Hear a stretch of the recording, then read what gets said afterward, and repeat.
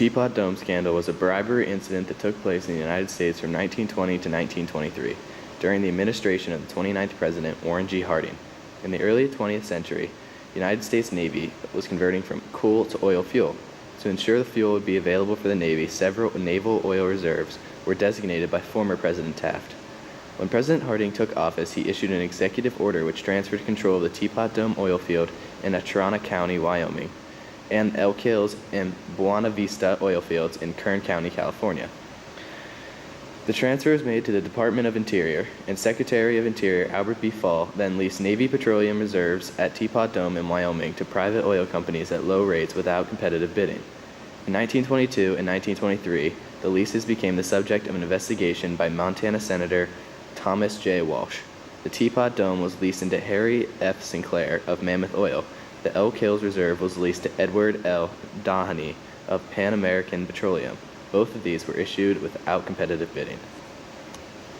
Albert B. Fall became a rich man. He received a no-interest loan from Doheny of $100,000 in November of 1921.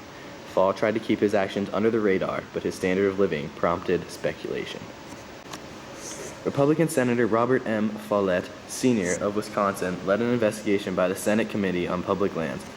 Follett believed Fall was innocent until his own office in the Senate office building was ransacked.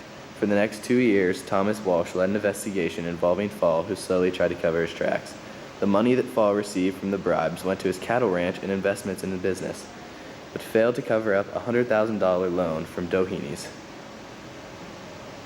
Civil and criminal suits related to the scandal continued through the 1920s. Albert Fall was found guilty of bribery. He was fined $100,000 and sentenced to 1 year in prison. Socially, the scandal revealed the natural resource scarcity to the public and the need to protect the future against the depletion of resources and time. The scandal also impacted the amount of trust the Americans had in their government, and if it wasn't the only scandal taking place.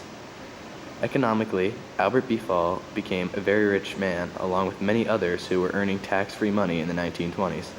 Politically, the scandal is regarded as one of the greatest and most sensational scandals in the history of American politics, before the Watergate scandal years later. It further destroyed the public reputation of the Harding administration, which was already unpopular due to its poor handling of the Great Railroad Strike of 1922. The Chicago Black Sox scandal of 1919 took place during the 1919 World Series, which was played between the Chicago White Sox and the Cincinnati Reds. 8 members of the White Sox were banned for life from baseball for intentionally losing games. The 8 players were Eddie Cicotte, Oscar Felsch, Arnold Gandil, the most famous player on the team, Shoeless Joe Jackson, Fred McMullen, Charles Risberg, George Weaver, and Claude Williams. Mastermind behind the plan was Arnold Gandil, who had ties to underworld figures. Arnold persuaded Joseph Sullivan that they could successfully pull off the fix. Former featherweight boxing champ Abe Attell supplied the money. Many players on the team took the money because of their strong dislike of the team owner Charles Comiskey, who was often mistreating his players and would commonly underpay his players. Third baseman George Weaver did not participate in the fix, but was banned because of the knowledge he had on it and failing to report it. The most famous player in the scandal was star outfielder Shoeless Joe Jackson. His participation in the scandal is still believed to be controversial because he led the World Series with a .375 batting average and hit the only home run in the whole entire series. Some believe that Jackson was illiterate and he had little knowledge of what was taking place and the seriousness of the scandal. 1 year later, Jackson and teammate Eddie Cicotte confessed their participation in the scheme to a Chicago grand jury on September 28, 1920. After 8 players being suspended, the Chicago White Sox organization fell to 7th place after 2 previous first-place finishes.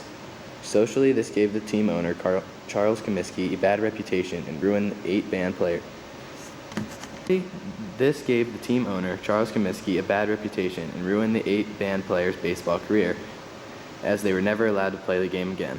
Politically, people lost faith in the game and didn't know if what they were watching was being fixed or not, and after the scandal went public, other players and teams also started to take bribes. Economically, this helped players get more paid as owners were scared that they were going to begin taking bribes because they thought they were underpaid. The scandal was one of the first major sports scandals involving gambling, but didn't leave the sport for good. In the 1980s, Pete Rose was banned from baseball when he was caught betting on the team he was managing in the World Series. In 1988, a film called 8 Men Out was released.